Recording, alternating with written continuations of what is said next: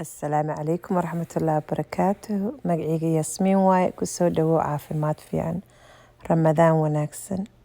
Maanta meeshan waxaan ku haystaa galaas timira loo baahan yahay ama malab sidaa ujeedo wax lagu miceeyo. Waxaan subinaynaa caano oo calool xanuunka yareynaya insha Allah. Dad badan waxay ka sheegtaan caanaha lo'da way dhibaysaa. Maxaan subiyaa? Waxaan ku miceynaynaa malab ama timir. Ani waxaan ka sameynayaa looska mid cashews ah, midna waxaan ka sameynayaa boorash haddii ilaah yaraado. Timiraa ku micin kartaa, sabiibaa ku micin kartaa, malabaa ku micin kartaa, maple syrup ku micin kartaa. Nimcada alla way badan tahay. Wixii ilaahay ku siiyo alxamdulillaah wa shukrana anagana maasha Allah. Marka waxaan sameynayaa caanahaas. Kooda hore waxaa loo baahan yahay biyo filter ah, biyo oo nadiif ah, biyo la cabi karo. Aniga mashiinkana ii yaalo. Description-kana waa idin dhigayaa insha Allah. Biyahaasaan u baahanahay kooda horeeto. Dhalaan aan shubanaynaa. Ka bacdi hal aan idin tusayaa insha Allah. Digaagana darashada iga fiirinayaan. Mashiinkana isticmaalayaa Soybella. Description-kana waa idin dhigayaa haddii ilaah yiraahdo. Haddaa rabtid inaad adna mid gadato.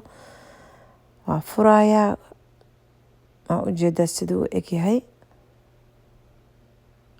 caagaasa ku dhex jiro hadhow markaan ka soo bixiyona caanaha intay iga daadan lahaayeen caagaasaan hadhowna saas ugu dhex ridayaa insha Allah. Biyaha kooda hore noogu shub. Meel wuxuu leeyahay biyo lagu aadinayo. Koobkiisa noo soo qaad. Waxaan ku shubaynaa cashewska loos ala looska adiga rabto ama calooshaada u fiican. Sunflower hadduu yahay cashew, hadduu yahay walnut, hadduu yahay pecan, wixii adiga ilaahay ku siiyo. Waa ku xirayaa. Waa kaasaa. Wax yaroo malab aan ku darayaa biyihii. Wax yaroo lagu miceeyo kaliya aan loo baahan sokor laguma daraayo. insha Allah calool xanuunka badan oo dadka qaarkood dheeriga dhahayo ma cabi karo. Lactose free aan rabaa. Caanahana u fiican mashiinka waa ku dhex riday. Waa kaasaa. Meeshaasaan ku shidaa aan riixayaa. Waa dhamaatay dhag. Oo shiidmo waqti dheer kuguma qaadanayo.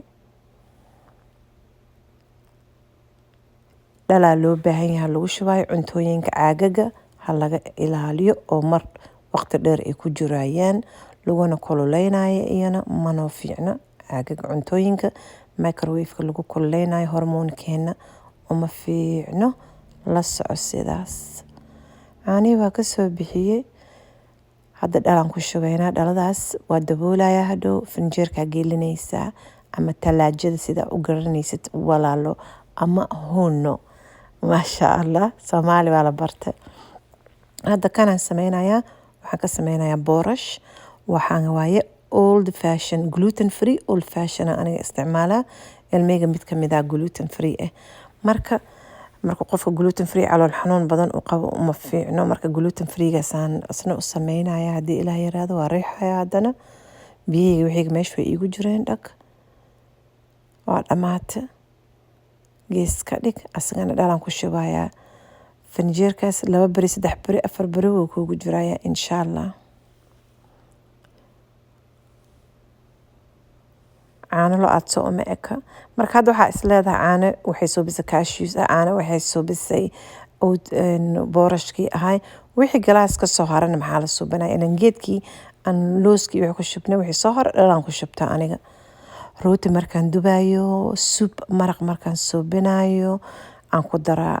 Xayawaanada banaanka joogaan waa siiyaa way cunayaan. Marka wax meeshan qasaarayo ma jirto. Sustainable living lifestyle-ka waa muhiim cuntooyinka inay qasaarin. Ku dadaal cuntooyinka inay ka qasaarin.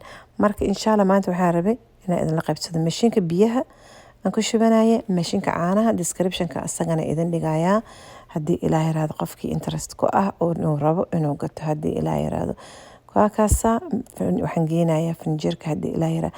Marka waxaan tusayaa haddana markii uu noo imaaday mashiinka wuxuu la imaaday iyo sidii saalaxu furay idin la qaybsanaya insha Allah haddii ilaah yiraahdo.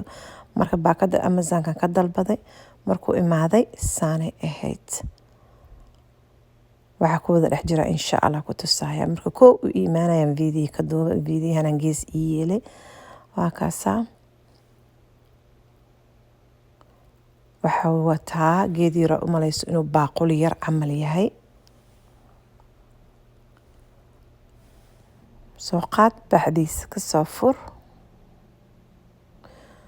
xanshina waxaa la socoto oo ii sheeg waxyaalaha sida loo isticmaalo ku baraysa way la socotaa iyadana marka geedkan yaraa la socdo markuu galaaska hadhow caanaha kuu shiido waa gelinaysaa sidoo dhulka iyo wax kaaga daadanin labada galaaskan yarkaa ujeedo waa meesha luuska lagu shubaayo 2 xabuuna aniga keyga 2 xabaa la imaaday midna sooya u isticmaali kartaa midna luusada caadkooda fiiladiisana way wadataa maasha allah tabaaraka allah saas u egyihiin haddaa igu cusub tahay fadlan subscribe garayso thumbs up kana sii thumbs up hadaa maqsuulka meesha aysa nash siisanaysaa insha allah walaalaha kale tan la qaybs qof calool xanuun qaba iyo wax sadoo jiro marka mashiinkan descriptionka meesha magacay waxa ku qoran hadaa dhag siiso cinwaanka ku qoran hadaa taabato hoos ku soo baxaya mashiinkan caanaha ah iyo kan biyahaba waa soo dhigaya hadii ilaahay yiraahdo marka waa kaasa saas uu nooga imaado waa dhaqaysa waa qalajinaysa hadhow marka isticmaashado dhaqatid meel aad dhiganaysa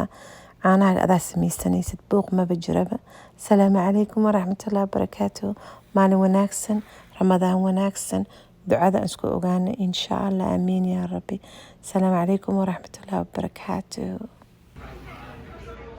walaalaha malabkeena raadinaya waa kana Carmel Mall 221 Abay Fatima dukaankeeda aad ka helaysaa Minnesota maasha Allah waa 221 second floor Carmel Mall